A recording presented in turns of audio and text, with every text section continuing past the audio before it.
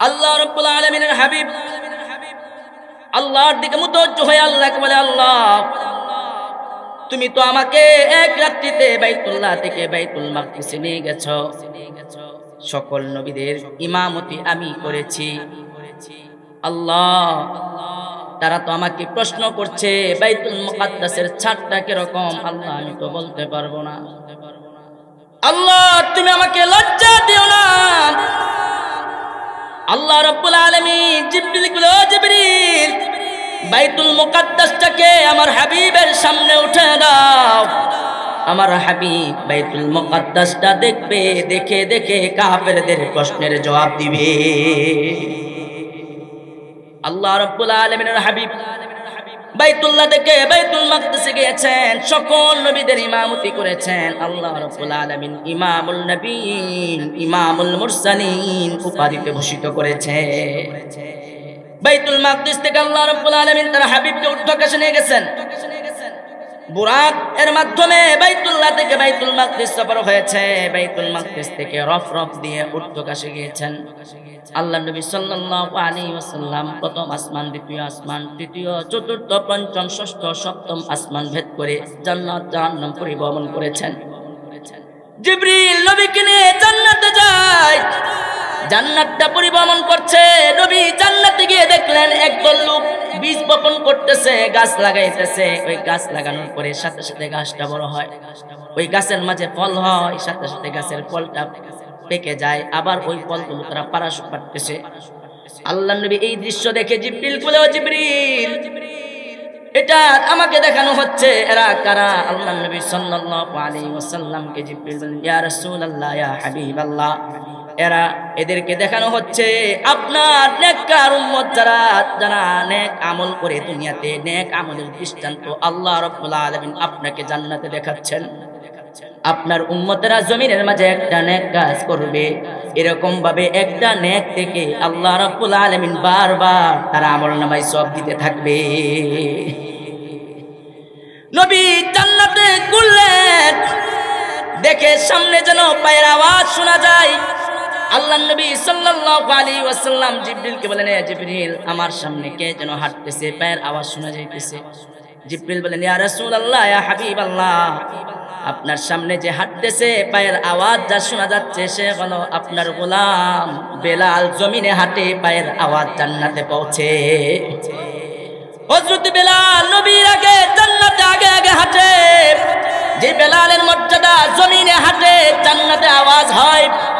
আল্লাহ নবী মেরাজ থেকে আইসা একদিন বেলাল বলে, বেলাল কি সে আমল করো যে আমলের কারণে আমার আগে আগে তুমি হাঁটো, তোমার পায়ের আওয়াজ শোনা যায়? হযরত বেলাল বলে, নবী আমার তো তেমন কোনো আমল নাই, দুইটা আমল নবী আমি করে থাকি। একটা আমল হলো আমি যখন আজান দেই, আজান দেওয়ার পরে 2 রাকাত নামাজ আদায় করি। নবী আরেকটা আমল হলো আমার যখন উযু ছুটে যায় আমি উযুর সাথে সাথে উযু করে নেই, উযুর পরে আমি সাথে সাথে 2 রাকাত নামাজ আদায় করে নেই। মুহতারাম হাজিরিন, দুইটা আমল খুব সহজ, বলে সহজ না? আজানের পরে 2 রাকাত নামাজ হযরত বেলাল আমল করতেন। হযরত বেলালের যখন উযু থাকতো না সাথে সাথে উযু করে নিতেন, উযু করে 2 রাকাত নামাজ আদায় করতেন। উযুও স্বতন্ত্র একটা ইবাদত। কেউ যদি উযু করে, নবী বলেন কেউ যদি বিসমিল্লাহির রহমানির রহিম বলে উযু করে, এরপরে দোয়া পড়ে বিসমিল্লাহি ওয়াল হামদুলিল্লাহি আলা দীনিল ইসলাম, এই দোয়া পড়ে যখন কেউ উযু করবে, নবী বলেন উম্মত যতক্ষণ তোমার উযু থাকবে ফেরেশতারা আমলনামায় ততক্ষণ সওয়াব লিখতে থাকবে। এই জন্য মুহতারাম হাজিরিন, কেউ যদি উযু থাকে নেক আমল না করলেও ফেরেশতারা নেক লিখতে থাকে। শুরুতে দোয়া পড়তে হয় বিসমিল্লাহি ওয়াল হামদুলিল্লাহি আলা দীনিল ইসলাম, এই দোয়া পড়ে উযু শুরু করতে হয়। আল্লাহ নবী সাল্লাল্লাহু আলাইহি ওয়াসাল্লাম জান্নাত ঘুরলেন, জান্নাত নবী দেখলেন। জিবরিল আল্লাহ নবীকে নিয়ে জাহান্নামের পথে রওনা হলো। নবীজি জাহান্নামে গেলেন, জাহান্নামে যা দেখে আল্লাহ নবী সাল্লাল্লাহু আলাইহি ওয়াসাল্লাম দেখছেন একদল ফেরেশতা কেচি দিয়ে একদল লোকের ঠোঁটগুলো কাটতেছে, জিহ্বাগুলো কাটতেছে। আল্লাহর হাবিব সাল্লাল্লাহু আলাইহি ওয়াসাল্লাম বলেন, আমি দেখলাম একদল লোকের ঠোঁটগুলো উটের মতো লম্বা হয়ে আছে। ফেরেশতারা তাদের ঠোঁটগুলো কেচি দিয়ে কাটতেছে। নবী জিবরিল বলে, জিবরিল এরা কারা? আল্লাহর নবী সাল্লাল্লাহু আলাইহি ওয়াসাল্লামকে জিবরিল বললেন, ইয়া রাসূলুল্লাহ, ইয়া হাবিবাল্লাহ, এরা হলো আপনার উম্মতের ওই সকল ব্যক্তি যারা দুনিয়াতে উল্টা পাল্টা শব্দ বলে, উল্টা পাল্টা সংবাদ যারা প্রচার করে জমিনের মাঝে ফিতনা সৃষ্টি করত। এরা হলো আপনার উম্মতের ওই সকল ব্যক্তি জমিনের মাঝে উল্টা পাল্টা বক্তব্য দিয়া ফিতনা সৃষ্টি করার কারণে আল্লাহ রাব্বুল আলামিন তাদের ঠোঁটগুলোকে কেচি দিয়া কাটতেছে। নবী সামনে আগাইলেন। সামনে আগানোর পরে নবী দেখে একদল লোকরে ফেরেশতারা এরকম ভাবে গলা টিপে টিপে হত্যা করতেছে। আল্লাহর নবী জিবরিল বললেন, ও জিবরিল এরা কারা? জিবরিল বললেন, ইয়া রাসূলুল্লাহ, এরা হলো আপনার উম্মতের ওই সকল বক্তা যারা জমিনের মাঝে বিভ্রান্ত সৃষ্টি করত, যারা জমিনের মাঝে অপব্যাখ্যা করত, জমিনের মাঝে কোরআন এবং হাদিসের অপব্যাখ্যাকারী যারা, আল্লাহ রাব্বুল আলামিন ওই সকল অপব্যাখ্যাকারী বক্তাদেরকে ফেরেশতারা গলা টিপে টিপে হত্যা করতেছে। কোরআন হাদিসের অপব্যাখ্যা কি বলেন বর্তমানে আছে না নাই? ونشهد أن لا إله إلا الله وحده لا شريك له أرسله بالحق بشيرا ونذيرا وداعيا إلى الله بإذنه وسراجا وقمرا منيرا أما بعد فأعوذ بالله من الشيطان الرجيم بسم الله الرحمن الرحيم سبحان الذي أسرى بعبده ليلا من المسجد الحرام إلى المسجد الأقصى من المسجد الحرام إلى المسجد الأقصى الذي باركنا حوله لنريه من آياتنا إنه هو السميع البصير صدق الله العلي العظيم صدق رسوله النبي الكريم ونحن على ذلك لمن الشاهدين والشاكرين والحمد لله رب العالمين وقال الشاعر میں دور ہوں مجبور ہو اے سید عالم میں دور ہوں مجبور ہو اے سید عالم دیدار دکھاتے نہیں آواز سنا دو دیدار دکھاتے نہیں آواز سنا دو کاتب سے میرا نام آئے اعمال منگا کر کاتب سے میرا نام آئے اعمال منگا کر جتنے عمل زشت ہے ان سب کو مٹھا دو جتنے عمل زشت ہے ان سب کو مٹھا دو جو لوگوں کے کہلاتا ہے سگ تیری گلی کے جو لوگوں کے کہلاتا ہے سگ تیری گلی کے ان لوگوں کے دفتر میں میرا نام لکھا دو ان لوگوں کے دفتر میں میرا نام لکھا دو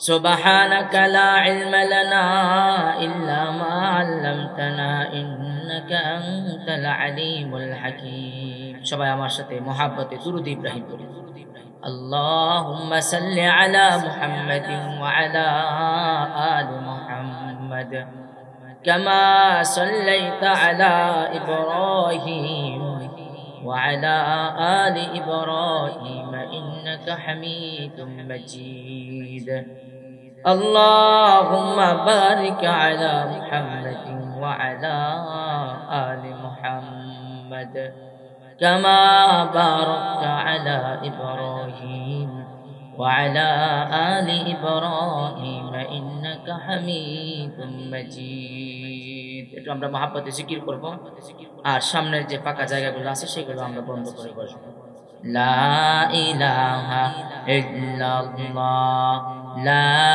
ইলাহা ইল্লাল্লাহ লা ইলাহা মহব্বতে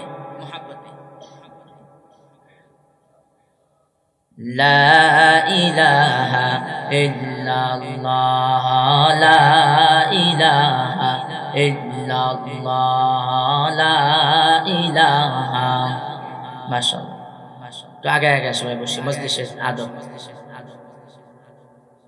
لا إله إلا الله لا إله إلا الله لا إله لا إله إلا الله لا إله إلا الله لا إله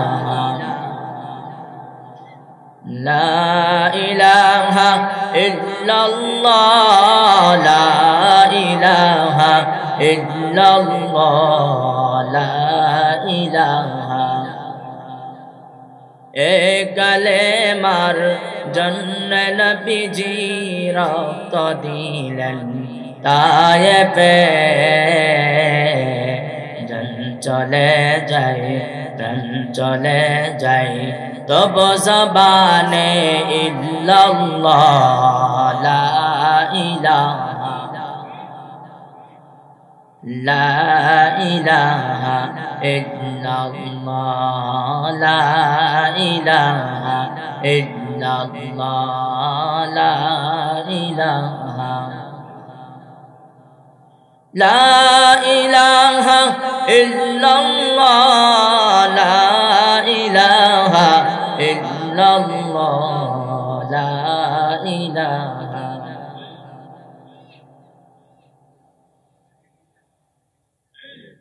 لا إله إلا الله محمد رسول الله صلى الله عليه وسلم الحمد لله শাহপুর কেন্দ্রীয় জামে মসজিদ ও যুব সমাজ কর্তৃক আয়োজিত ৫১তম বার্ষিক ইসলামী মহাসম্মেলনের শ্রদ্ধাভাজন সভাপতি হাফেজ আহমদ আলী সাহেব দামাত বরকাতুহুল আলিয়া উপস্থিত আছেন হযরত উলামা ইকরাম আমার সামনে উপবিষ্ট মুরব্বিয়ানি কেরাম আমার মুরব্বি বাবাজিরা আমার কলিজার টুকরা যুবক ভাইরা পর্দার আড়ালে উপস্থিত আমার সম্মানিত শ্রদ্ধা মা বোনেরা মহান রবের দরবারে হাজারো লাখ কোটি শুকর ও সুজুদ যে রব্বুল আলামিন আমাদেরকে সুস্থ রেখে জান্নাতের বাগানে কুরআন ও হাদিসের মজলিসে আসার বসার তৌফিক দান করেছেন সেজন্য এই শাহপুরের আকাশ বাতাসকে প্রকম্পিত করে জোরে সোরে সবাই কালিমাত শুকর আদায় করে আলহামদুলিল্লাহ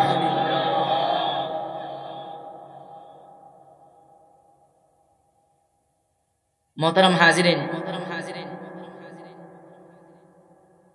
আমি আপনাদের সম্মুখে সূরাত বনী ইসরাঈলের প্রথম আয়াত কারিমা তেলাওয়াত করেছি আল্লাহর নবী মুহাম্মদ আরবি সাল্লাল্লাহু আলাইহি ওয়াসাল্লাম আল্লাহ রাব্বুল আলামিন তার নবীকে দুনিয়াতে প্রেরণ করেছেন নবীজির কিছু মিশন ছিল কি বলেন নবীজি কিছু দায়িত্ব নিয়ে জমিনে আসে নাই আল্লাহ তো তার হাবিবকে কিছু দায়িত্ব দিয়ে জমিনে পাঠিয়েছে তো নবীর এই পুরা জিন্দেগিকে মৌলিক ভাবে যদি আমরা কয়েকটা ভাগে ভাগ করি ৫টি ভাগে ভাগ করা যায় মিলাদুন নবী নবীর জন্ম এটা শুরুতে এখন বৃদ্ধি করছে ঈদে মিলাদুন নবী আবার ঢাকা গেলে বিভিন্ন ব্যানারে পাওয়া যায় সাইয়্যিদুল আয়াত, সকল ঈদের সেরা ঈদ। কি বলেন? মিলাদুন নবী, নবীর জন্ম বরকতময়, এই বিশ্ববাসীর জন্য বরকত, রহমত।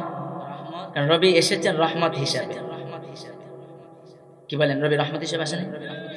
নবী সবার জন্য রহমত, পশু পাখি মানুষ, পুরা কুল কায়নাতের জন্য নবী রহমত ছিলেন। এটা আল্লাহ তাআলা কোরআন হাকিমে ইরশাদ করেছে যে নবী পুরা সৃষ্টি জগতের জন্য তাকে রহমত হিসেবে আল্লাহ প্রেরণ করেছে। তো মিলাদুন নবী। আবার ঈদ লাগানো যাবে না। ঈদ কয়টা? দুইটা। নবী বলছেন ঈদ কয়টা উম্মতের? দুই। অতিরিক্ত ঈদ বানানো যাবে? ঈদ বানাতে পারবে না। এখন নবীর জন্মকে ঈদ বানাইছে। ঈদ কয়টা হলো? এখন তিনটা হয়ে গেল। নবী ঈদ পালন করেন, আমরা বানায় নিলাম তিনটা। তো মিলাদ, নবীর জন্ম, এটা আলোচনা করব আমরা। আচ্ছা বলেন তো, নবী যেভাবে জন্মগ্রহণ করেছেন, এই পৃথিবীর মাঝে যত মাখলুক এসেছে, যত মানুষ জন্মগ্রহণ করেছে, কেউ নবীর মতো জন্মগ্রহণ করতে পারবে? হ্যাঁ, কেউ পারবে? নবীর মতো কেউ জন্মগ্রহণ করতে পারবে না। কারণ নবী দুনিয়াতে আইসাই আল্লাহ রাব্বুল আলামিনের কুদরতি পেয়ে সিজদায় অবনত হয়েছে। পৃথিবীর কোন মানব এরকম ভাবে জন্মগ্রহণ করতে পারবে?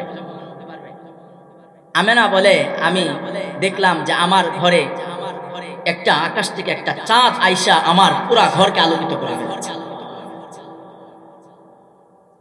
মহিলাদের যারা পেটে বাচ্চা ধারণ করে, মায়েরা কি কষ্ট করে, সন্তান ধারণের যে কষ্ট, সেই কষ্টের কোন কষ্ট আমার অনুভূত হয় নাই। আমেনার কোন কষ্টই অনুভূত হয় নাই।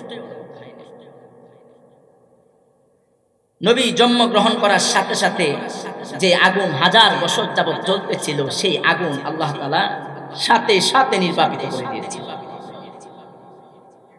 আরো অনেক বিষয় আছে, আমি সেদিকে যাব না। আমি আজকে প্রসিদ্ধ একটা বিষয়ের দিকে আপনাদেরকে নিয়ে যাব। তাহলে বোঝা গেল নবীর মতো দুনিয়াতে কেউ জন্মগ্রহণ করতে পারবে? কথার জবাব দিয়েন, পারবে? এখন যারা ঈদে মিলাদুন নবী ওই দিনে পালন করি, তাদের কাছে প্রশ্ন রাখতে চাই, আগে আপনাদের কাছে বলতে চাই, আপনার বাবার জন্ম ধরে নিলাম 12 রবিউল আউয়াল, আবার আপনার বাবার মৃত্যু হলো 12 রবিউল আউয়াল, তবে জন্ম নিয়ে ইখতিলাফ, 9 তারিখ, 12 তারিখ, 17 তারিখ ইখতিলাফ আছে। তো মৃত্যু যে হয়েছে 12 তারিখ, এটার মাঝে কোনো কি নাই, ইখতিলাফ নাই। আপনি বলেন আপনার বাবার জন্ম তারিখ যদি একই হয়, মৃত্যু আর জন্ম তারিখ একই হয়, আপনার বাবার মওতের পরে আপনি করবেন কি? হ্যাঁ, সুখ পালন করবেন না কেক কাটবেন? তো নবীজির ব্যাপারে বিষয়টা ঘটছে এরকম। নবীজির ইন্তেকাল হয়েছে, এটার মাঝে কোনো ইখতিলাফ নাই, 12 রবিউল আউয়াল। তাহলে ওই দিন কি যারা ঈদে মিলাদুন নবী পালন করে, যদিও জায়েজ নেই, করা যাবে ঈদে মিলাদুন নবী? এই দিন কোনো আনন্দ উদযাপন করা যাবে? ওই দিন তো সবাই সুখে কাতর হওয়ার দরকার ছিল, কি বলেন? আচ্ছা, আমরা নবীরা সবাই ভালোবাসি না?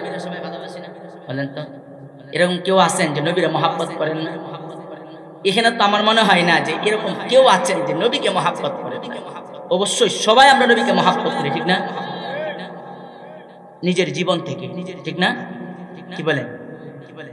নিজের সন্তান থেকে, নিজের স্ত্রী থেকে, নিজের মা বাবা, পাড়া প্রতিবেশী, ভাই বোন, কুল কায়নাত, আসমান জমিন যা কিছু আছে সব কিছু থেকে আমরা নবীকে মহাব্বত করি বেশি। কথা বলেন ঠিক না বেশি?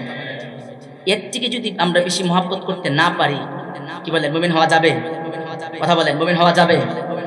নবী বলেন কেউ যদি সব কিছু থেকে আমি নবীকে বেশি মহাব্বত না করে মুমিন হতে পারে না। ওমর রাদিয়াল্লাহু আনহু রাসূল, আপনি যে বললেন আপনাকে সবচেয়ে বেশি মহাব্বত করতে হবে, এখন সন্তানদের বেশি মহাব্বত করি। কেউ আমরা সন্তানের বেশি মহাব্বত করি না?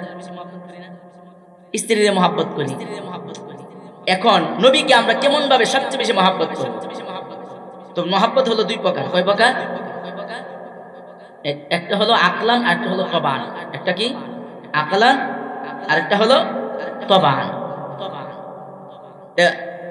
হুব্বে আকলি, যেটা আকল দিয়ে মহব্বত করা ভালোবাসা, আর একটা হলো তবান ভালোবাসা, স্বভাবগত একটা ভালোবাসা আছে না? আপনি আপনার সন্তান থেকে যত কথাই বলেন নবীকে বেশি মহব্বত করেন না, কারণ আপনার তবান, আপনি আপনার সন্তানকে বেশি মহব্বত করেন, ভালোবাসেন। নবী সাহাবায়ে কেরামকে বলেন তোমরা তো তোমাদের সন্তানদেরকে বেশি ভালোবাসবে, এটা তবান স্বভাবগত।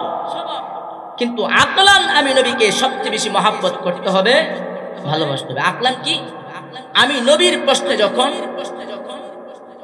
আসবে, আমি নবীর প্রশ্ন যখন আসবে, সেই জায়গায় যদি তোমার স্ত্রী, তোমার সন্তান, তোমার ভাই, তোমার পাড়া প্রতিবেশী, তোমার আত্মীয় স্বজন যদি অন্তরায় হয়ে যায়, যদি এমন হয়ে যায় তোমার সন্তান এমন একটা বিষয় তোমাকে বাধ্য করছে, যেটা করলে তোমার সন্তান খুশি হবে, আমি নবী নারাজ হই।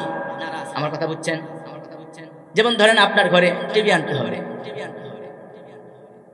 এখন আপনার সন্তান টিভি আনলে খুশি হবে, নবী খুশি হবে? আওয়াজ দিয়ে বললেন নবী খুশি হবে?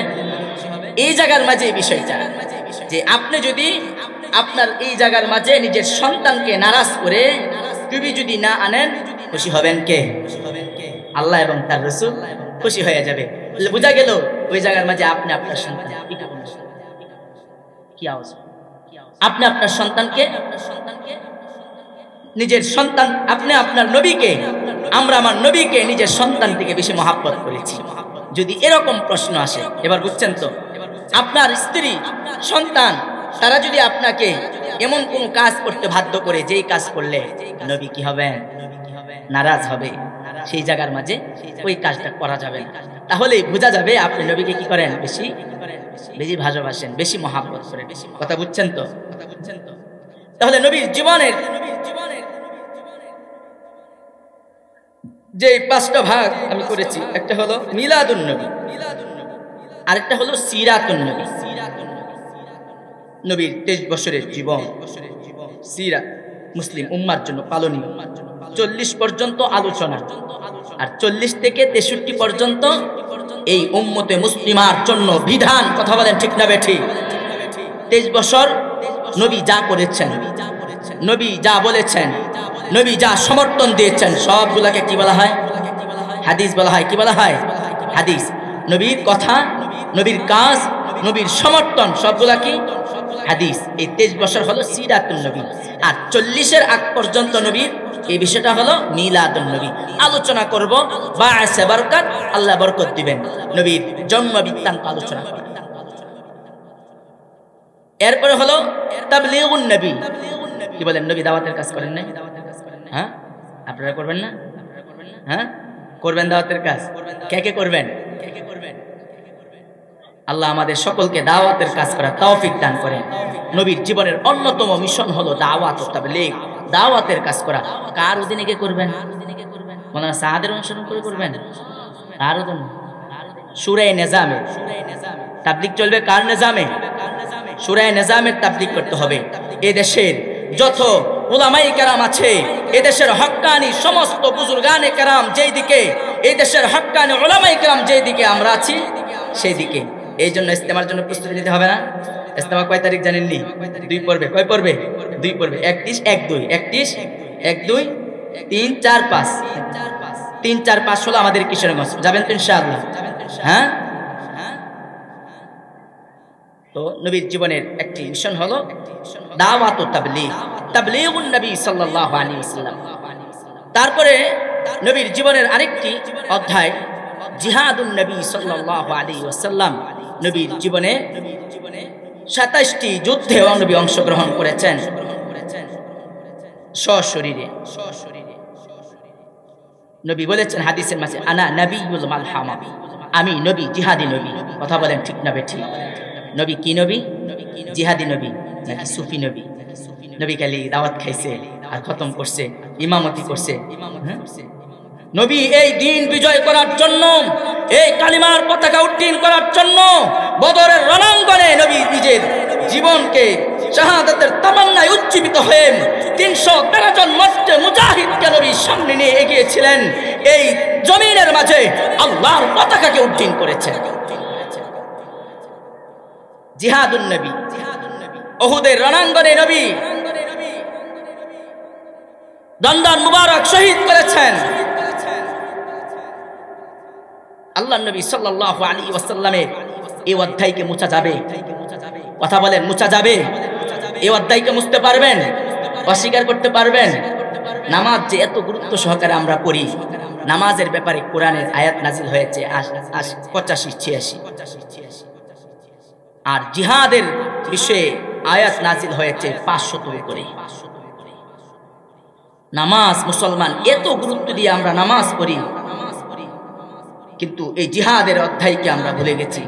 জিহাদের কথা শুনলে আজকে একটু আগে দেখতাম বাহির থেকে নাকি বলতেছে বাংলাদেশে মৌলবাদের উত্থান হইতেছে, বাংলাদেশে নাকি মৌলবাদের উত্থান হচ্ছে। আমরা কি মৌলবাদী না? কি বলেন? আরে কোন না আমরা মৌলবাদী? হ্যাঁ, এই বাংলাদেশ মৌলবাদীদের দেশ। কথা বলেন ঠিক না ঠিক? এই বাংলাদেশের 18 কোটি মুসলমান মৌলবাদী। এই বাংলাদেশের 18 কোটি মুসলমান আল্লাহ এবং তার রাসূলের বিশ্বাসী। কথা বলেন ঠিক না ঠিক? যে আল্লাহ এবং তার রাসূলকে বিশ্বাস করবে, যে ইসলামকে নিজের জীবনে মানবে, যে কোরআনকে বিশ্বাস করবে, যে নিজের জীবন থেকে ইসলামকে প্রাধান্য দিবে, সেই হলো মৌলবাদী। কথা বলেন ঠিক না বেঠিক? আমরা তো আসলেই মৌলবাদী, আর ওরা কইতেছে আমরা মৌলবাদী। হ্যাঁ ঠিক আছে, তা আমরা মৌলবাদী, সমস্যা কি? হ্যাঁ মনে রাখতে হবে আমরা মৌলবাদী। ওরা মৌলবাদীদের উত্থান হইতেছে। এজন্য আমরা বলতে চাই, এই দেশ শাহজালাল শাহপরানের এই দেশ, খান জাহানের এই দেশ, তিতুমিরের এই দেশ, শাইখুল হাদিস এর এই দেশ, এই দেশে কোনো ইসলাম বিরোধী এজেন্ডা বাস্তবায়ন করতে দেওয়া হবে না। আর এই দেশ মৌলবাদীদের দেশ, আর এই দেশ পরিচালিত হবে কোরআনের মাধ্যমে। কথা বলেন ঠিক না বেঠিক? আমরা চাই না এই দেশে কোরআনের শাসন কায়েম হোক? কি বলেন, চাই না? এই কোরআনের শাসন কায়েম করার জন্য, ইসলামকে প্রতিষ্ঠিত করার জন্য আমার নবী রক্ত দিচ্ছেন কি দেন নাই? হ্যাঁ, এই নবীর জীবনের এই অধ্যায়কে, এই চ্যাপ্টারকে কেউ বাদ দিতে পারবে? নবীর আশেকরা বাদ দিতে পারবে না? ওরা বলুক মৌলবাদী, সমস্যা কি? আফগানরা এতদিন বলছে না মৌলবাদী, জঙ্গিবাদী, এখন কি হয়েছে? এই সিরিয়ায় কি হয়েছে? সিরিয়ায় আজকে 37 জনকে সাইজ করা হয়েছে। আলহামদুলিল্লাহ বলেন। আমাদের কিছু সাইজের দরকার আছে। গণঅভ্যুত্থানের পরে সাইজ মাইজ হয়েছে না, তো এই জন্য এখনো দেশ অস্থিরতার মধ্যে আছে। এই জন্য সিরিয়া, সেই ফিলিস্তিনে হামাস 37 জনকে আজকাল কোরআনী শাসনের মাধ্যমে ইসলামের যে বিধান, তাদের কল্লাকে উড়িয়ে দিয়েছে। বুঝছেন তো? কোরআনের শাসনকে ভয় পায়, বাস্তব কথা বুঝছেন নি? আলহামদুলিল্লাহ আমাদের কর্ণধাররা আস্তে আস্তে বুঝতে শুরু করেছেন, হ্যাঁ, যে শরিয়া বিরোধী কোনো কথা বলবে না। কমিটমেন্ট করেছেন পীর সাহেব চরমনের কাছে গিয়ে, আপনারা দেখেন নাই? শরিয়া বিরোধী কোনো কথা বলবে না। বলে কি ইসলামের সাথে কোরআনের সাথে রাজনীতির কোনো সম্পর্ক নেই। নাউজুবিল্লাহ বলে। সমসাময়িক বিষয় ইমানের সাথে সম্পর্ক বিদায় বলতে হয় না। আমি কইলাম মনে হয় আপনাদেরকে বলছি কেন? এই বাংলাদেশের একজন প্রতিযোজসা রাজনীতিবিদ, উনি কি বলছিল? ইসলামের সাথে কোরআনের সাথে নাকি রাজনীতির কি নাই, সম্পর্ক নাই। ইমান থাকবে? এ মুসলমান আওয়াজ করে বলেন, ইমান থাকবে? ইমান থাকবে না তো ঈশ্বর চরমনের কাছে যাইয়া বলছে আর কোনো না, শরিয়া বিরোধী। আল্লাহ হেদায়েত দান করুন, আমিন বলেন। এই জন্য আমরা বলতে চাই, এই দেশে যদি কেউ শরিয়া বিরোধী কোন আইন পাস করতে চায়, এই দেশে যদি কেউ ইসলামের বিরুদ্ধে যদি অবস্থান নেই, সে যত রাজনৈতিক দল হোক না কেন, আগামী রাজনীতির ময়দানে ইসলামপন্থীরা তাদেরকে চ্যালেঞ্জ দিবে। কথা বলেন ঠিক না বেঠিক?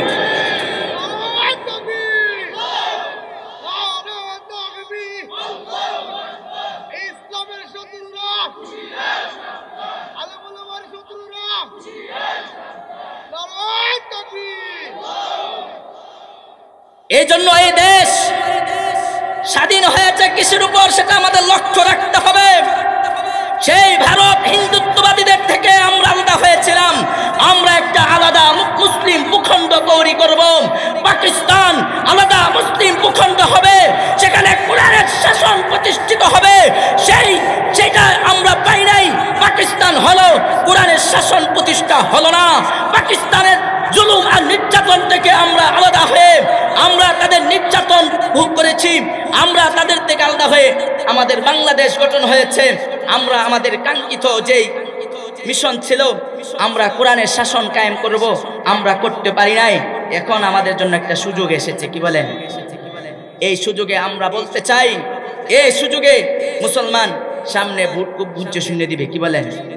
হ্যাঁ, বুঝে শুনে ভোট দেবে ইনশাআল্লাহ। যারা শরিয়া বিরোধী কথা বলবে ভোট দেওয়া যাবে তাদেরকে? দিবেন ভোট? কথা বললেন, দিলে ঈমান থাকবে। যারা বলে কোরআনের সাথে শরিয়ার কোনো সম্পর্ক নাই, ইসলামের কোনো সম্পর্ক নাই, ওদেরকে দেওয়া যাবে না। এই জন্য ওপেনলি উলামায়ে কেরামের কথা, যারা ইসলামের বিরুদ্ধে যাবে তাদের বিরুদ্ধে কওমি উলামায়ে কেরাম, তাওহীদি জনতা তাদের বিরুদ্ধে থাকবে। কথা বলেন ঠিক না বেঠিক? এই জন্য এদেশে ইসলামকে মাইনাস করে কোনো কিছু করা যাবে? যারা ইসলামকে মাইনাস করবে তারা মাইনাস হবে। কথা বলেন ঠিক না বেঠিক? যারা কোরআনকে মাইনাস করবেন এদেশ থেকে তারা মাইনাস হবে। কথা বলেন ঠিক না বেঠিক? তো নবীর জীবনের যে অন্যতম যে একটা অংশ জিহাদুন নবী সাল্লাল্লাহু আলাইহি ওয়াসাল্লাম, নবীর জীবনকে ভাগ করলে পঞ্চম ভাগে মেরাজুন নবী সাল্লাল্লাহু আলাইহি ওয়াসাল্লাম। আমি আপনাদেরকে আজকে সেই বিষয়ে, যেহেতু গত রাত গিয়েছে মেরাজুন নবী সাল্লাল্লাহু আলাইহি ওয়াসাল্লাম, যে রাতটা অতিবাহিত হয়েছে, ওই রাতে আল্লাহ রাব্বুল আলামিন তার হাবিবকে উর্ধ্বাকাশে নিয়ে গেছেন। নবীজি সাল্লাল্লাহু আলাইহি ওয়াসাল্লামকে আল্লাহ রাব্বুল আলামিন আরশ, কলম, লৌহ, কুরসি, জান্নাত, জাহান্নাম সব কিছু দেখাইছেন। আল্লাহ রাব্বুল আলামিন তার হাবিবকে ঊর্ধ্বকাশে নিয়ে গেছেন। কি বলেন? কেন নিয়ে গেছেন? প্রশ্ন জাগে কি জাগে না? হ্যাঁ, প্রশ্ন জাগে না? আল্লাহ রাব্বুল আলামিন তার হাবিবকে ঊর্ধ্বকাশে নিয়ে গেছেন যেই রাত্রিতে। স্বপ্নে গেছেন নাকি সশরীরে গেছেন? স্বপ্নে না সশরীরে? সশরীরে। তো সশরীরে যে আল্লাহ রাব্বুল আলামিন তার হাবিবকে নিয়ে গেছেন, আল্লাহ তাআলা সূরা বনী ইসরাঈলের প্রথম আয়াতে কারিমার মাঝে আল্লাহ ইরশাদ করছেন, সুবহানাল্লাযী আসরা বিআবদিহি লাইলাম মিনাল মাসজিদিল হারাম ইলাল মাসজিদিল আকসা الذي باركنا حوله لنريه من آياتنا إنه هو السميع البصير الله رب العالمين বলেন সুবহানাল্লাযী, সেই পবিত্র সত্তা যিনি তার হাবিবকে, যিনি তার বান্দাকে আসরা বিআবদিহি লাইলাম মিনাল মাসজিদিল হারাম ইলাল মাসজিদিল আকসা, এক রাত্রিতে মসজিদে হারাম থেকে মসজিদে আকসা পর্যন্ত নিয়ে গিয়েছেন। আল্লাহ রাব্বুল আলামিন এই আয়াতে কারিমার শুরুতে সুবহান শব্দ উল্লেখ করেছেন। আমরা সুবহানাল্লাহ কোন আশ্চর্যজনক বিষয়কে বোঝানোর জন্য সুবহানাল্লাহ পড়ে থাকি। কথা বলেন ঠিক না বেঠিক? বোঝা গেল আশ্চর্যজনক কোনো কিছু বোঝানোর জন্য সুবহানা শব্দ ব্যবহার হয়। এই জন্য আল্লাহ রাব্বুল আলামিন সুবহান শব্দ উল্লেখ করে ওই দিকে ইঙ্গিত করেছেন, যারা মনে করে আমার হাবিব স্বপ্ন যুগে জান্নাত জাহান্নাম পরিভ্রমণ করেছে, আমার হাবিব স্বপ্ন যুগে আমি আল্লাহর সাথে সাক্ষাৎ করেছে, তাদের ভ্রান্ত ধারণাকে আমি আল্লাহ দূর করার জন্য আমার হাবিবকে আমি আল্লাহ সশরীরে আমার কাছে নিয়ে এসেছি। বুঝা গেল? নবীকে আল্লাহ রাব্বুল আলামিন সশরীরে নিয়ে গেছেন। কি বলেন? নাকি স্বপ্নে নবীজি মেরাজ হয়েছে? তখন মেরাজের বিষয়ে অনেক প্রশ্ন আসে। মেরাজের নির্দিষ্ট নামাজ, নির্দিষ্ট রোজা কি বলেন আছে? হ্যাঁ, মা বোনরা বিশেষ করে এরকম ভাবে খবর পাঠায় যে মেরাজের রোজা রাখবো কিনা, মেরাজের নামাজ পড়বো কিনা। কি বলেন? ইবনে রাজাব হাম্বলি রাহমাতুল্লাহ আলাইহি তিনি তার কিতাব লতায়েফ, এই কিতাবের মাঝে উনি উল্লেখ করেছেন রজব এই শবে মেরাজে রজব মাসের যে 26 তারিখের দিবাগত রাতের কোনো নামাজ এবং কোনো রোজা, নির্দিষ্ট কোনো রোজা নাই, নির্দিষ্ট কোনো নামাজও নাই, নির্দিষ্ট কোনো কি নাই, রোজা নাই। তবে আল্লাহ রাব্বুল আলামিন তার হাবিবকে নিয়ে এসেছেন, আমরা সেই বিষয়টা জানবো। আল্লাহ রাব্বুল আলামিন তার হাবিবকে ঊর্ধ্বকাশে ভ্রমণ করেছেন। নবীজি জান্নাত দেখেছেন, জাহান্নাম দেখেছেন, সব কিছু পরিভ্রমণ করেছেন। আল্লাহ নবী সাল্লাল্লাহু আলাইহি ওয়াসাল্লাম মসজিদে হারাম থেকে, বাইতুল্লাহ থেকে বাইতুল মাকদিস পর্যন্ত নবী গিয়েছেন এক রাত্রিতে। দীর্ঘ সময়ের পথ, হ্যাঁ, 1 মাসের সফর 1 রাত্রিতে যাওয়া, এটা আশ্চর্যজনক না? আল্লাহ নবী সাল্লাল্লাহু আলাইহি ওয়াসাল্লাম যখন মেরাজ থেকে আয়েশা যখন বললেন যে আমি তো 1 রাত্রিতে বাইতুল্লাহ থেকে বাইতুল মাকদিস গিয়েছি, ওইখান থেকে আমি জান্নাত দেখে এসেছি, জাহান্নাম দেখে এসেছি, সব কিছু আমি পরিভ্রমণ করেছি। তখন কাফেররা বলে, মোহাম্মদ এটা কি কোনোভাবে সম্ভব? আচ্ছা মোহাম্মদ, তুমি যদি সত্যবাদী হয়ে থাকো বলো তো বাইতুল মুকাদ্দাসের ছাদটা কিরকম? কি বলেন? নবীজি যে রাত্রিবেলা ভ্রমণ করেছেন, বাইতুল মাকদিসের ছাদ কিরকম, হ্যাঁ, তার দরজা কয়টা, জানালা কয়টা, নবীজিকে এগুলো দেখছেন? এগুলো তো নবীজি দেখেন নাই, গণেনও নাই। ছাদটা কিরকম এটাও তো নবী দেখেন নাই। তখন কাফেররা বলে, তুমি যদি বলতে না পারো অবশ্যই মৃত্যু। আল্লাহ রাব্বুল আলামিনের হাবিব আল্লাহর দিকে মুতওয়াজ্জিহ হয়ে আল্লাহকে বলে, আল্লাহ তুমি তো আমাকে 1 রাত্রিতে বাইতুল্লাহ থেকে বাইতুল মাকদিসে নিয়ে গেছো, সকল নবীদের ইমামতি আমি করেছি। আল্লাহ তারা তো আমাকে প্রশ্ন করছে বাইতুল মুকাদ্দাসের ছাদটা কিরকম, আল্লাহ আমি তো বলতে পারবো না। আল্লাহ তুমি আমাকে লজ্জা দিও না। আল্লাহ রাব্বুল আলামিন জিবরিলকে বলে, ও জিবরিল বাইতুল মুকাদ্দাসটাকে আমার হাবিবের সামনে উঠে দাও। আমার হাবিব বাইতুল মুকাদ্দাসটা দেখবে, দেখে দেখে কাফেরদের প্রশ্নের জবাব দিবে। আল্লাহ রাব্বুল আলামিনের হাবিব বাইতুল্লাহ থেকে বাইতুল মাকদিসে গিয়েছেন, সকল নবীদের ইমামতি করেছেন। আল্লাহ রাব্বুল আলামিন ইমামুল নবীন, ইমামুল মুরসালিন উপাধিতে ভূষিত করেছে। বাইতুল মাকদিস থেকে আল্লাহ রাব্বুল আলামিন তার হাবিবকে ঊর্ধ্বকাশে নিয়ে গেছেন। বুরাক এর মাধ্যমে বাইতুল্লাহ থেকে বাইতুল মাকদিস সফর হয়েছে। বাইতুল মাকদিস থেকে রফরফ দিয়ে ঊর্ধ্বকাশে গিয়েছেন। আল্লাহ নবী সাল্লাল্লাহু আলাইহি ওয়াসাল্লাম প্রথম আসমান, দ্বিতীয় আসমান, তৃতীয়, চতুর্থ, পঞ্চম, ষষ্ঠ, সপ্তম আসমান ভেদ করে জান্নাত জাহান্নাম পরিভ্রমণ করেছেন। জিবরিল নবীকে নিয়ে জান্নাতে যায়, জান্নাতটা পরিভ্রমণ করছে। নবী জান্নাতে গিয়ে দেখলেন একদল লোক বীজ বপন করতেছে, গাছ লাগাইতেছে। ওই গাছ লাগানোর পরে সাথে সাথে গাছটা বড় হয়, ওই গাছের মাঝে ফল হয়, সাথে সাথে গাছের ফলটা পেকে যায়, আবার ওই ফলগুলো তারা পাড়তেছে। আল্লাহ নবী এই দৃশ্য দেখে জিবরিল বলে, ও জিবরিল এটা আমাকে দেখানো হচ্ছে, এরা কারা? আল্লাহ নবী সাল্লাল্লাহু আলাইহি ওয়াসাল্লামকে জিবরিল বলেন, ইয়া রাসূলুল্লাহ, ইয়া হাবিবাল্লাহ, এদেরকে দেখানো হচ্ছে আপনার নেককার উম্মত যারা নেক আমল করে দুনিয়াতে নেক আমলের দৃষ্টান্ত আল্লাহ রাব্বুল আলামিন আপনাকে জান্নাতে দেখাচ্ছেন। আপনার উম্মতেরা জমিনের মাঝে একটা নেক কাজ করবে, এরকম ভাবে একটা নেক থেকে আল্লাহ রাব্বুল আলামিন বারবার তার আমলনামায় সওয়াব দিতে থাকবে।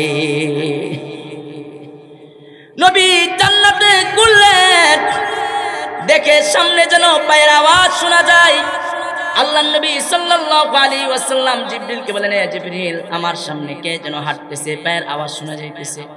জিবরিল বলেন, ইয়া রাসূলুল্লাহ, ইয়া হাবিবাল্লাহ, আপনার সামনে যে হাঁটতেছে পায়ের আওয়াজ যা শোনা যাচ্ছে সে হলো আপনার গোলাম বেলাল। জমিনে হাঁটে, পায়ের আওয়াজ জান্নাতে পৌঁছে। হযরত বেলাল নবীর আগে জান্নাতে আগে আগে হাঁটে।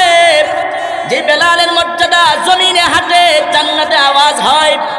আল্লাহ নবী মেরাজ থেকে আয়েশা একদিন বেলাল বলে, বেলাল কি সে আমল করো যে আমলের কারণে আমার আগে আগে জান্নাতে তুমি হাঁটো, তোমার পায়ের আওয়াজ শোনা যায়? হযরত বেলাল বলে, নবী আমার তো তেমন কোনো আমল নাই, 2টা আমল নবী আমি করে থাকি। একটা আমল হলো আমি যখন আজান দেই, আজান দেওয়ার পরে 2 রাকাত নামাজ আদায় করি। নবী আরেকটা আমল হলো, আমার যখন উযু ছুটে যায় আমি উযুর সাথে সাথে উযু করে নেই, উযুর পরে আমি সাথে সাথে 2 রাকাত নামাজ আদায় করে নেই। মুহতারাম হাজিরিন, 2টা আমল খুব সহজ, কি বলে সহজ না? আজানের পরে 2 রাকাত নামাজ হযরত বেলাল আমল করতেন। হযরত বেলালের যখন উযু থাকতো না সাথে সাথে উযু করে নিতেন, উযু করে 2 রাকাত নামাজ আদায় করতেন। উযুও স্বতন্ত্র একটা ইবাদত। কেউ যদি উযু করে, নবী বলেন, কেউ যদি বিসমিল্লাহির রহমানির রহিম বলে উযু করে, এরপরে দোয়া পড়ে বিসমিল্লাহি ওয়ালহামদুলিল্লাহি আলা দীনিল ইসলাম, এই দোয়া পড়ে যখন কেউ উযু করবে, নবী বলেন উম্মত যতক্ষণ তোমার উযু থাকবে ফেরেশতারা আমলনামায় ততক্ষণ সওয়াব লিখতে থাকবে। এইজন্য মুহতারাম হাজিরিন, কেউ যদি উযু থাকে নেক আমল না করলেও ফেরেশতারা নেক লিখতে থাকে। শুরুতে দোয়া পড়তে হয় বিসমিল্লাহি ওয়ালহামদুলিল্লাহি আলা দীনিল ইসলাম, এই দোয়া পড়ে উযু শুরু করতে হয়। আল্লাহর নবী সাল্লাল্লাহু আলাইহি ওয়াসাল্লাম জান্নাত ঘুরলেন, জান্নাত নবী দেখলেন। জিবরিল আল্লাহর নবীকে নিয়ে জাহান্নামের পথে রওনা হলো। নবীজি জাহান্নামে গেলেন, জাহান্নামে যা দেখে আল্লাহর নবী সাল্লাল্লাহু আলাইহি ওয়াসাল্লাম দেখছেন একদল ফেরেশতা কেচি দিয়ে একদল লোকের ঠোঁটগুলো কাটতেছে, জিহ্বাগুলো কাটতেছে। আল্লাহর হাবিব সাল্লাল্লাহু আলাইহি ওয়াসাল্লাম বলেন, আমি দেখলাম একদল লোকের ঠোঁটগুলো উটের মতো লম্বা হয়ে আছে। ফেরেশতারা তাদের ঠোঁটগুলো কেচি দিয়ে কাটতেছে। নবী জিবরিল বলেন, জিবরিল এরা কারা? আল্লাহর নবী সাল্লাল্লাহু আলাইহি ওয়াসাল্লামকে জিবরিল বললেন, ইয়া রাসূলুল্লাহ, ইয়া হাবিবাল্লাহ, এরা হলো আপনার উম্মতের ওই সকল ব্যক্তি যারা দুনিয়াতে উল্টা পাল্টা শব্দ বলে, উল্টা পাল্টা সংবাদ যারা প্রচার করে জমিনের মাঝে ফিতনা সৃষ্টি করত। এরা হলো আপনার উম্মতের ওই সকল ব্যক্তি জমিনের মাঝে উল্টা পাল্টা বক্তব্য দিয়া ফিতনা সৃষ্টি করার কারণে আল্লাহ রাব্বুল আলামিন তাদের ঠোঁটগুলোকে কেচি দিয়া কাটতেছে। নবী সামনে আগাইলেন, সামনে আগানোর পরে নবী দেখে একদল লোকরে ফেরেশতারা এরকম ভাবে গলা টিপে টিপে হত্যা করতেছে। আল্লাহর নবী জিবরিল বললেন, ও জিবরিল এরা কারা? জিবরিল বললেন, ইয়া রাসূলুল্লাহ, এরা হলো আপনার উম্মতের ওই সকল বক্তা যারা জমিনের মাঝে বিভ্রান্ত সৃষ্টি করত, যারা জমিনের মাঝে অপব্যাখ্যা করত, জমিনের মাঝে কোরআন এবং হাদিসের অপব্যাখ্যাকারী যারা, আল্লাহ রাব্বুল আলামিন ওই সকল অপব্যাখ্যাকারী বক্তাদেরকে ফেরেশতারা গলা টিপে টিপে হত্যা করতেছে। কোরআন হাদিসের অপব্যাখ্যা কি বলেন বর্তমানে আছে না নাই? হ্যাঁ, মৌলানা সাদের সাথে দ্বন্দ্বটা কি নিয়ে লাগছে বলতো? কি নিয়া? বাড়ি নিয়া? আপনারা কথা কন না কেন? কথা বুঝতেছেন না? আমার বাড়ি নিয়ে মনে দ্বন্দ্ব লাগছে, ক্ষেত নিয়া, কি নিয়া? এই কোরআন হাদিসের অপব্যাখ্যা নিয়ে মৌলানা সাদের সাথে দ্বন্দ্বটা হলো কোরআনের হাদিসের অপব্যাখ্যা। কথা বুঝছেন তো? আল্লাহর নবী দেখে আসছেন যারা কোরআন এবং হাদিসের অপব্যাখ্যা করবে ফেরেশতারা কেমনে মারতেছে? গলা টিপা টিপে হত্যা করবে। এই জন্য যে সমস্ত বক্তারা অপব্যাখ্যা দিব, দেশের সমাজে ফিতনা সৃষ্টি করবে, তাদের শাস্তি জাহান্নামে কিভাবে? ফেরেশতারা গলা টিপে টিপে হত্যা করবে। নাউজুবিল্লাহ বলেন। এই জন্য মোহতারাম হাজিরিন, অপব্যাখ্যা থেকে আমাদেরকে বাঁচতে হবে। কথা বলেন ঠিক না বেঠিক? উম্মতের উলামায়ে কেরাম আপনাদেরকে সঠিক ব্যাখ্যা দিতেছেন। মৌলানা সাদের সাথে দ্বন্দ্ব আমাদের ওই জায়গায় অপব্যাখ্যা নিয়ে। আজকে ওই দিকে গেলে তো আপনারা তো শুনেন ও বহুত অজাহাত হয়েছে, আমি সেই দিকে যাব না, অনেক অজাহাত হয়েছে। এর মাঝে একটা হলো, আমি আপনাদেরকে বলি কোরআন বুঝা পড়তে হইব। কোরআনের অর্থ যদি না বুঝা পড়ে তাহলে কবিরা গুনাহ হবে। নাউজুবিল্লাহ।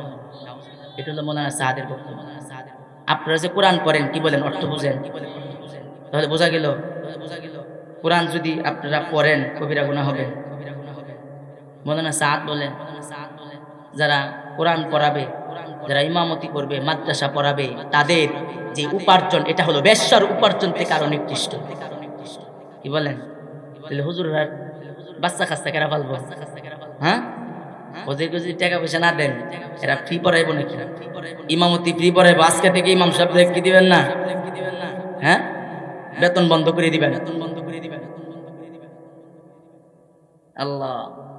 মুহতারাম হাজিরিন, যারা মৌলানা সাদের এই অপব্যাখ্যাকে যারা বিশ্বাস করবে, মৌলানা সাদের তাবলীগ যারা অনুসরণ করবে, কি বলেন তারা সঠিক পথে আছে নাকি ভ্রান্ত পথে?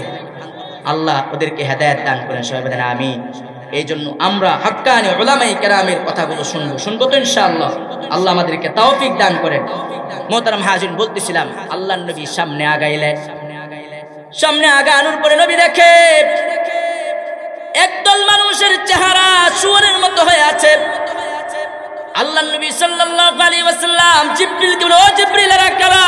তাদের চেহারাগুলো শুকরের মতো হয়ে আছে, কুকুরের মতো হয়ে আছে, দাঁড়িয়ে আছে।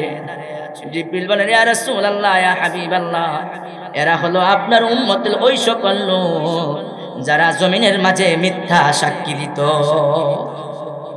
মিথ্যা সাক্ষী দেওয়া যাবে? কি বলেন, দিবেন কেউ?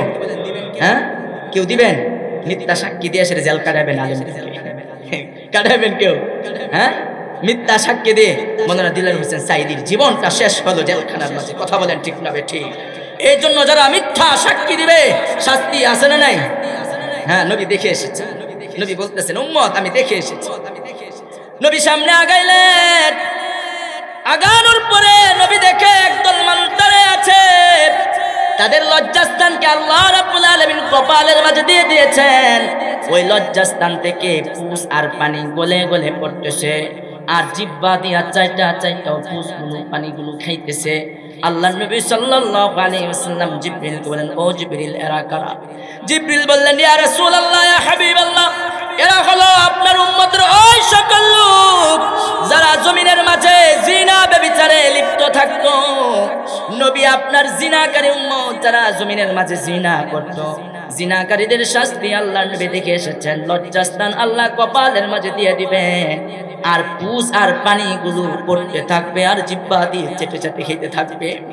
আল্লাহ নবী চোখে দেখে এসেছেন। আল্লাহ আমাদেরকে হেফাজত করুন, সবাই বলেন আমিন। মুহতারাম হাজিরিন, নবী সামনে আগাইলেন। সামনে আগানোর পরে নবী দেখে একদল মহিলারা কুকুরের মতো গেও গেও করতেছে। আল্লাহ নবী জিবরিলকে বলেন, ও জিবরিল ভাই এরা কারা?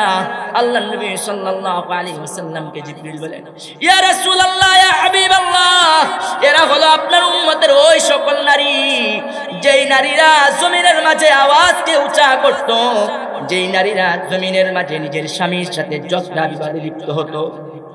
এই জন্য আমার শাহপুরের মা বোনদেরকে বলবো, আল্লাহ নবী সাল্লাল্লাহু আলাইহি ওয়াসাল্লাম জাহান্নামে বেশি নারী দেখে এসেছেন। নবী বলেন, আমি জাহান্নামটা দেখলাম, জাহান্নামীদের মাঝে আমি বেশিরভাগ নারীকে দেখে এসেছি। এই জন্য মা বোনেরা নিজের কণ্ঠটা চটর, নিজের কণ্ঠটাকে হেফাজত করব।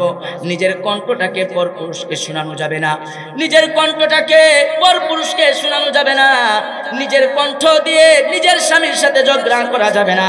নবী বলেন, আমি দেখে আসলাম ওই সকল নারী যারা নিজের স্বামীর সাথে ঝগড়ায় লিপ্ত হতো, নিজের কণ্ঠটাকে পরপুরুষকে শোনাইতো, জাহান্নামে কুকুরের মতো গেউ গেউ করতেছে।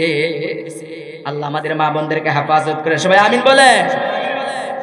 নবী সামনে আগাইলেন। নবী সামনে আগায়া দেখেন একদল ফেরেশতা বড় বড় পাথর দিয়া মাথাগুলো এরকম ভাবে পাথরের আঘাতে চূর্ণ বিচূর্ণ করছে। আল্লাহ নবী জিবরিলকে বলেন, এ জিবরিল এরা কারা? আল্লাহ নবী সাল্লাল্লাহু আলাইহি ওয়াসাল্লামকে জিবরিল বলেন, ইয়া রাসূলুল্লাহ, ইয়া হাবিবাল্লাহ, এরা হলো আপনার উম্মতের ওই সকল লোক যারা জমিনের মাঝে 5 ওয়াক্ত নামাজ আদায় করতো না, যারা জমিনের মাঝে নামাজ পড়ে নাই। আল্লাহ রাব্বুল আলামিন ফেরেশতা দিয়া, এক ফেরেশতা পাথর দিয়া মাথাটারে ছেঁচতেছে, ওই পাথর দিয়া মাথাটাকে চূর্ণ বিচূর্ণ করে দিচ্ছে। আল্লাহ নবী সাল্লাল্লাহু আলাইহি ওয়াসাল্লাম দেখে আসছেন। এই জন্য মোহতারাম হাজিরিন, আমার যুবক ভাইয়েরা নামাজ পড়বেন তো? কি বলেন, নামাজ পড়বেন তো? আল্লাহ আমাদের সবাইকে নামাজি বানায় দেন। 5 ওয়াক্ত নামাজ জামাতের সহিত মসজিদে যাইয়া পড়ার তৌফিক দান করেন। আল্লাহ নবী সাল্লাল্লাহু আলাইহি ওয়াসাল্লাম উম্মত বলেন, উম্মত আমি দেখে এসেছি ফেরেশতারা পাথরের উপর মাথাটা রেখে আর একটা পাথর দিয়া এরকম ভাবে আঘাত করছে, পুরা মাথাটা খণ্ড বিখণ্ড হয়ে যাচ্ছে, চূর্ণ বিচূর্ণ হয়ে যাচ্ছে। এই জন্য মোহতারাম হাজিরিন, আমার যুবক ভাইয়েরা, যারা নামাজ পড়ো না, যারা মুসলমান দাবি করে থাকো, এই জন্য আল্লাহ নবী সাল্লাল্লাহু আলাইহি ওয়াসাল্লাম বেনামাজির শাস্তি জাহান্নামে দেখে এসেছেন। আল্লাহ আমাদের যুবক ভাইদেরকে নামাজি বানায় দেন, সবাই বলেন আমিন। এই জন্য মোহতারাম হাজিরিন, নামাজ পড়বো তো ইনশাআল্লাহ। আল্লাহ নবী সাল্লাল্লাহু আলাইহি ওয়াসাল্লাম সামনে আগাইলেন। নবী দেখলেন একদল ফেরেশতা বড় বড় বোঝা নিচ্ছে, বড় বড় বোঝা নিয়ে মাথার মধ্যে চাপে দিতেছে। ওই বোঝা নিয়ে সে হাঁটতে পারতেছে না, তার ঘাড়গুলো ভাঙ্গে পটপট করে ঘাড়গুলো ভাঙ্গে যাইতেছে। তারপরে সে নয়া যায়, ফেরেশতারা তার মাথার উপর বোঝাগুলো চাপাইয়া দেয়। আল্লাহ নবী জিজ্ঞাসা করলেন, ও জিবরিল, ওরা কারা, তাদের কেমন ভাবে শাস্তি দেওয়া হইতেছে? জিবরিল বলেন, ইয়া রাসূলুল্লাহ, ইয়া হাবিবাল্লাহ, নবী গো, এরা হলো আপনার উম্মতের ওই সকল লোক যারা জমিনের মাঝে আমানতের খেয়ানত করত, যাদের কাছে আমানত রাখা হলে আমানত সঠিকভাবে রাখতো না, আমানতের খেয়ানত করত। নবী, যারা দুনিয়াতে আমানতের খেয়ানত করত, আল্লাহ রাব্বুল আলামিন তাদেরকে এমন ভাবে শাস্তি দিতেছে, নাউজুবিল্লাহ। মুহতারাম হাজিরিন, এই জন্য জমিনের মাঝে আমরা যারা আইল কাটি, খেতে লাইল কাটি না, হ্যাঁ, আইল হাইল লাইল কাটি, আমরা লাইল বুঝি, হ্যাঁ, এই যে লাইল যে আমরা কাটতেছি, আইল যে আমরা কাটতেছি, এই যে অন্যের জমি, অন্যের ক্ষেত আমরা যে দখল করতেছি, যতটুক জমি দখল করলেন, হাদিসের মাঝে আছে ওই পরিমাণ জমি, ওই পরিমাণ মাটি, একবারে 7 তবক জমিন পর্যন্ত, শুধু এতটুকু না, ওই 2 কুদাল 3 কুদাল আনলেন, শুধু এতটুকু না, যতটুকু আপনি আনলেন ওই 1 কুদাল পরিমাণ 7 তবক জমিন পর্যন্ত কি পরিমাণ মাটি হইব? 2 মণ, হ্যাঁ, 1 বস্তা, 1 বস্তা হইব নাকি? না না, হাজার হাজার মণ হবে না, এই পরিমাণ মাটি। ওই পরিমাণ মাটি ফেরেশতা জাহান্নামে এরকম ভাবে মাথায় দিয়ে দিবেন। জমিনের মাঝে অন্যের ক্ষেত কেটেছো, অন্যের জমি, অন্যের লাইল কেটে এরকম ভাবে নিজের ক্ষেতটাকে বাড়াইছো।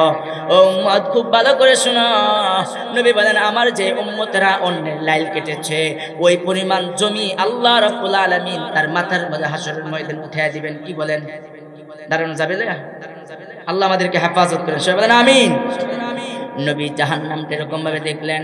নবী জাহান্নাম আর জান্নাত দেখে এবার আল্লাহ নবীকে নিয়ে জিবরিল রওনা হলো আরশে আজিম পর্যন্ত। আরশের কাছে যাইয়া এবার জিবরিল বলে, ইয়া রাসূলুল্লাহ, ইয়া হাবিবাল্লাহ, আমি আর সামনে যেতে পারবো না, নবী আপনি এবার সামনে চলেন। আমি যদি সামনে যাই, আমাকে আল্লাহ যে 600 পাকা দিয়েছেন, প্রত্যেকটা পাখা এরকম ভাবে পুড়ে ছারখার হয়ে যাবে। নবী আমি আর সামনে যেতে পারবো না। কবি বলেন, আগার এক সারে মুহ এবার তার পুরাম, বেরুগে তাজাল্লা বসুজত পুরাম। জিবরিল বলে, নবী আমি যদি 1 চুল পরিমাণ সামনে আগাই, আমার যে 600 ডানা আছে, 600 ডানা মুহূর্তে সব পুড়ে যাবে। নবী আমি আর সামনে আগাতে পারবো না। এবার আপনি আপনার রবের কাছে যাবেন, আপনি আপনার রবের সাথে মুলাকাত করবেন, আপনি সামনে যান। আল্লাহ রাব্বুল আলামিনের হাবিব সামনে আগাইলেন। আল্লাহ রাব্বুল আলামিনের হাবিব আল্লাহর সাথে মুলাকাত করলেন। আল্লাহু আকবার। নবী বলেন, রাআইতু রাব্বি আযজা ওয়া জাল, আমার সচক্ষে আমি আমার রবকে দেখেছি। সূরাতুন নাজম বলেন, ফাকানা কাবা কাউসাইনি আও আদনা, আমার মাঝে আমার রবের মাঝে বেশি দূরত্ব ছিল না, 2 ধনুক পরিমাণ, এর চেয়ে কম পরিমাণ দূরত্ব ছিল। আল্লাহু আকবার। আল্লাহ রাব্বুল আলামিনের সান্নিধ্যে নবী গেলেন। নবী কি নিয়ে গেলেন? 3টা জিনিস নবী নিয়ে গেলেন। নবী আল্লাহ রাব্বুল আলামিনের সামনে 3টা জিনিস পেশ করলেন। 1 নাম্বার আত-তাহিয়াতু লিল্লাহি, 2 নাম্বার নবী পেশ করলেন ওয়াস-সালাওয়াতু, 3 নাম্বার ওয়াত-তাইয়িবাত। আত-তাহিয়াতু, নবী বলেন, আল্লাহ আমার যত মৌখিক ইবাদত আছে, লিল্লাহি, কার জন্য? আমার মাওলা, আমার মৌখিক যত ইবাদত আছে সব কিছু তোমার সমীপে আল্লাহ আমি পেশ করছি। ওয়াত-তাইয়িবাতু, আমার যত বদনি ইবাদত আছে, ওয়াস-সালাওয়াতু, ওয়াসসালাওয়াতু ওয়াত-তাইয়্যিবাত, আমার যত শারীরিক ইবাদত আছে, আমার ওয়াত-তাইয়্যিবাত, আমার যত মালি ইবাদত আছে, আমার মৌখিক ইবাদত, আমার শারীরিক ইবাদত, আমার মালি ইবাদত, সব কিছু আল্লাহ আপনার সমীপে পেশ করলাম। নবী এই তিন বাক্যে নিজের মৌখিক ইবাদত, শারীরিক ইবাদত আর মালি ইবাদত সব কার সমীপে পেশ করলেন? আল্লাহর জন্য পেশ করলেন। আল্লাহ তার হাবিবকে সালাম দিলেন, আসসালামু আলাইকা আইয়ুহান নাবিয়্যু ওয়া রাহমাতুল্লাহি ওয়া বারাকাতুহু।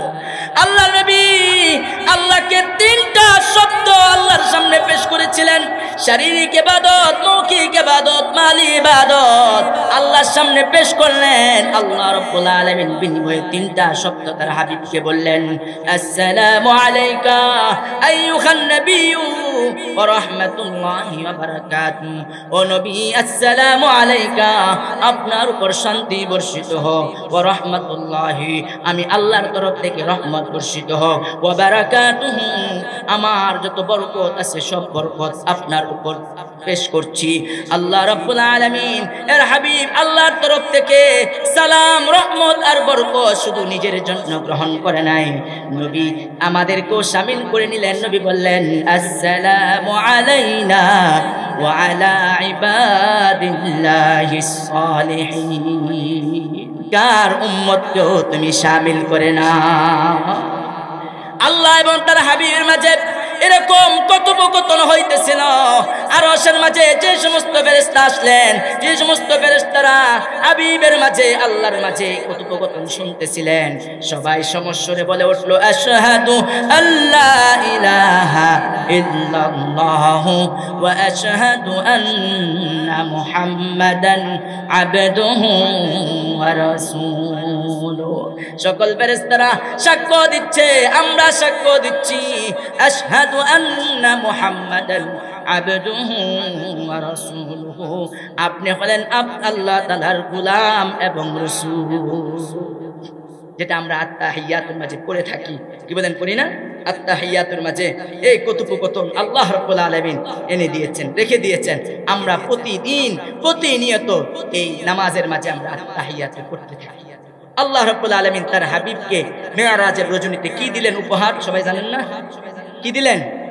50 ওয়াক্ত নামাজ তার হাবিবকে হাদিয়া দিয়ে দিলেন। হাবিব যান, 50 ওয়াক্ত নামাজ আপনার উম্মতকে আমার তরফ থেকে হাদিয়া দিলাম।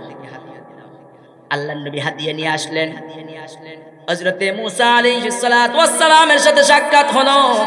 হযরতে মূসা আলাইহিস সালাতু ওয়াস সালাম বলতেছে, ইয়া রাসূলুল্লাহ, ইয়া হাবিবাল্লাহ, ও নবী মুহাম্মদ, আল্লাহ আপনাকে কি দিয়েছেন? আল্লাহ আপনাকে কি দিয়েছেন? আল্লাহ নবী বলেন, আমার রব আমার উম্মতের জন্য 50 ওয়াক্ত নামাজ হাদিয়া দিয়েছেন।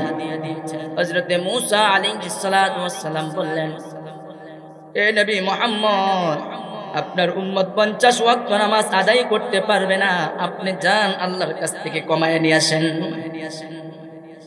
আল্লাহর নবী আল্লাহর কাছে গেলেন, আবদার করলেন, আল্লাহ আমার উম্মত দুর্বল, পারবে না। আল্লাহ রাব্বুল আলামিন 5 ওয়াক্ত নামাজ কমায়া দিলেন। নবী আসলেন, আবার হযরতে মূসা আলাইহিস সালাতু ওয়াস সালাম আবার নবীকে পাঠাইলেন। বললেন, আপনার উম্মত 45 ওয়াক্ত পারবে না, আপনি যান, আবার যান। আবার আল্লাহ রাব্বুল আলামিন আরো 5 ওয়াক্ত কমায়া দিলেন, 40 ওয়াক্ত। নবী আসলেন, মূসা আলাইহিস সালাম আবার পাঠাইলেন, এ নবী মুহাম্মদ, আমি তো দুনিয়া থেকে এসেছি, আপনার উম্মত পারবে না, আমার উম্মতকে দেওয়া হয়েছিল, এরা দুর্বল, পারবে না। আল্লাহর হাবিব আবারও গেলেন, আল্লাহ আবারও কমাইলেন। এরকম ভাবে যাইতে যাইতে আল্লাহর হাবিব সাল্লাল্লাহু আলাইহি ওয়াসাল্লাম 9 বার গেলেন। আল্লাহ রাব্বুল আলামিন 9 বারে 45 ওয়াক্ত নামাজ কমায়া দিলেন। মূসা আলাইহিস সালাতু ওয়াস সালাম বলতেছে, হে নবী, আপনি আবার যান। এবার আমাদের পয়গম্বর হযরতে মূসা আলাইহিস সালাতু ওয়াস সালাম বলে, আমার লজ্জা লাগতেছে, আমি আর যাব না। আল্লাহ রাব্বুল আলামিন হাবিবকে বলে দিলেন, ইয়া আমার হাবিব, শুনেন, আপনার উম্মত যদি 5 ওয়াক্ত নামাজ যদি জামাতের সহিত খুশু সহিত যদি আদায় করে, আপনার হাবিব আমার হাবিব শুনেন, আপনার উম্মত যদি 5 ওয়াক্ত নামাজ সঠিকভাবে আদায় করে, আমি আল্লাহ 50 ওয়াক্ত নামাজের সওয়াব দান করব। 50 ওয়াক্ত নামাজের সওয়াব আমি আল্লাহ আপনার উম্মতকে দান করব। আপনার উম্মত যদি 5 ওয়াক্ত নামাজ আদায় করে সঠিকভাবে, কি বলেন, যদি 50 ওয়াক্ত থাকতো কি অবস্থা হইতো আমাদের? এখন তো 5 ওয়াক্ত ঠিকভাবে আদায় করতে পারি না। আল্লাহ আমাদের সকলকে 5 ওয়াক্ত নামাজ সঠিকভাবে আদায় করার তৌফিক দান করেন, সবাই বলেন আমিন। মুহতারাম হাজিরিন, আল্লাহ রাব্বুল আলামিন তার হাবিবকে এরকম ভাবে হাদিয়া দিলেন সবে মেয়ারাজে। গত যে রজনীটা গিয়েছে, ওই রজনীতে সবে মেয়ারাজের রজনী আল্লাহ রাব্বুল আলামিন, এই সবে মেয়ারাজে আল্লাহ রাব্বুল আলামিন আমাদের জন্য হাদিয়া দিবেন কত ওয়াক্তের নামাজ? 5 ওয়াক্তের নামাজ। পড়বেন তো ইনশাআল্লাহ? কি বলেন, পড়বেন না ইনশাআল্লাহ? হ্যাঁ, এটা হলো সবে মেয়ারাজ থেকে আমাদের এটা শিক্ষা যে আল্লাহর নবী আমাদের জন্য হাদিয়া নিয়েছে যে উম্মতের জন্য 5 ওয়াক্ত নামাজ সঠিকভাবে খুশু খুজুর সহিত জামাতের সাথে তাকবীরে উলার সাথে আদায় করা, এটা হলো আমাদের এই শিক্ষা। এই জন্য আমরা যত পারি নামাজ পড়বো, নাকি? সবে মেয়ারাজের আমল কি? নামাজ পড়বো, যত পারি তত নামাজ পড়বো, আর রোজা যত পারি তত রাখবো। আল্লাহ রাসূল সাল্লাল্লাহু আলাইহি ওয়াসাল্লাম রজব এবং শাবানে বেশি থেকে বেশি করতেন, নামাজ পড়তেন এবং রোজা রাখতেন। আম্মা জান আয়েশা রাদিয়াল্লাহু তাআলা আনহা বলেন, আমি ধারণা করলাম যে নবী শাবান মাসকে রমজান বানায় ফেলতেন। কি বলেন? নবী এই পরিমাণ রোজা রাখতেন শাবান মাসে। এই জন্য মা বোনদেরকে বলবো, যারা সবে মেয়ারাজের নামাজ খুঁজেন, যারা সবে মেয়ারাজের রোজা খুঁজেন, আপনারা বেশি বেশি রোজা রাখেন, সমস্যা কি? যত পারেন রাখেন। 29 তারিখ বাদ দিয়ে রাখবেন, বেশি থেকে বেশি রোজা রাখেন। আল্লাহ নবী সাল্লাল্লাহু আলাইহি ওয়াসাল্লাম রজব এবং শাবান মাস আসলে কোন দোয়া পড়তেন? আল্লাহুম্মা বারিক লানা, সবাই পড়েন, আল্লাহুম্মা বারিক লানা ফি রজব ওয়া শাবান ওয়া বাল্লিগনা রমাদান। ও আমার মা বোনেরা, শিক্ষা রজব এবং শাবানে আমল, আল্লাহর নবী এই আমল করতেন। আল্লাহুম্মা বারিক লানা ফি রজব ওয়া শাবান ওয়া বাল্লিগনা রমাদান। আল্লাহ রজব আর শাবানে তুমি আমার হায়াতে বরকত দান করো। মওলা এই পরিমাণ হায়াত বাড়ায়া দাও, যেই পরিমাণ হায়াত বাড়ায়া দিলে যেন রমজানে উপনীত হতে পারি, সেই তৌফিক আল্লাহ আমাদের সবাইকে দান করেন, সবাই বলেন আমিন। এখন যদি মওত চলে আসে, কি বলেন, লস না? এখন তো মওত চলে আসলে লস। এই জন্য আল্লাহ বলে, আল্লাহ তুমি আমাদেরকে মওত দাও রমজানুল মুবারাকে। মওলা তুমি আমাদের মওত দিবা রহমত, মাগফিরাত, নাজাতের ওই মাসে। মওলা লাইলাতুল কদরে, মওলা তোমাকে ডাকতে ডাকতে যেন মরতে পারি। ও মওলা রমজানুল মুবারকে যদি মরতে পারি, জাহান্নামের আযাব, কবরের আযাব মাফ করে দিবেন কে? এই জন্য রমজানুল মুবারকে যদি মওত হয়, কবরের আযাব আল্লাহ রাব্বুল আলামিন রমজানের খাতিরে মাফ করে দিবে। এই জন্য এখন বেশি বেশি আল্লাহর কাছে দোয়া করো, আল্লাহ আর মাত্র 1 মাস আছে, 1 মাস 2-3 দিন। আল্লাহ এখন তুমি আমাকে ডাক দিও না, এখন তুমি আমার হায়াতে বরকত দান করো। মওলা আমাকে রমজানে পৌঁছায়া দাও। এই রমজানের প্রতিটা মুহূর্তে মুহূর্তে আল্লাহর তরফ থেকে রহমত আর বরকত নাজিল হইতে থাকে। মওলা ওই রহমত আর মাগফিরাত আর নাজাত থেকে আমাদের কাউকে বঞ্চিত করো না, সবাই বলেন আমিন। এই জন্য এখন আমরা এই দোয়া বেশি বেশি করবো তো ইনশাআল্লাহ। আল্লাহ আমাদেরকে তৌফিক দান করেন, সবাই বলেন আমিন। মোহতারাম হাজিরিন, সবে মেয়ারাজ থেকে আমাদের শিক্ষা হলো ওইটা যে 5 ওয়াক্ত নামাজ পড়বো। আমার ভাই চলে আসতেছে, আমি আর এদিকে যাব না। তো আল্লাহ রাব্বুল আলামিন কেন তার হাবিবকে লাইলাতুল মেয়ারাজে উর্ধ্ব আকাশ ভ্রমণ করিয়েছেন, এটার কিছু হিকমত আছে। কিতাবে অনেক হিকমতের কথা আছে, অনেক হিকমতের কথা আছে। আমি হিকমতের আলোচনা আজকে বাদ দিলাম। আমাদের আজকের অতিথি চর্চা আলেমে দ্বীন এবং বড় ভাই নাসিরউদ্দিন রহমানী সাহেব চলে এসেছে, ওনাকে বসে রেখে আসলে আলোচনা আমার মানায় না। সবে মেয়ারাজের যে অনেক হিকমত আছে, সেই হিকমতগুলো আল্লাহ যদি সুযোগ করে দেন, সামনে আল্লাহ রাব্বুল আলামিন আমাদের সকলকে, এখানে আমার বেশিরভাগ আমার চাচিরা, মামা রেখে আছেন। আমাদের সবাইকে যেন আল্লাহ তাআলা 5 ওয়াক্ত নামাজ সঠিকভাবে সঠিক সময়ে যেন আমরা আদায় করতে পারি সেই তৌফিক আল্লাহ দান করেন। সবাই বলেন আমিন। আল্লাহ যেন আমাদের সকলে হায়াতে বরকত দান করেন। সবাই বলেন আমিন। আমরা সকলে যেন রমজান মাসে উপনীত হতে পারি সেই তৌফিক, সেই খুশনসিব আল্লাহ আমাদের সকলকে দান করেন। সবাই বলেন আমিন। ওয়া আখিরু দাওয়ানা আলহামদুলিল্লাহি রাব্বিল আলামিন। আসসালামু আলাইকুম ওয়া রাহমাতুল্লাহি ওয়া বারাকাতুহু।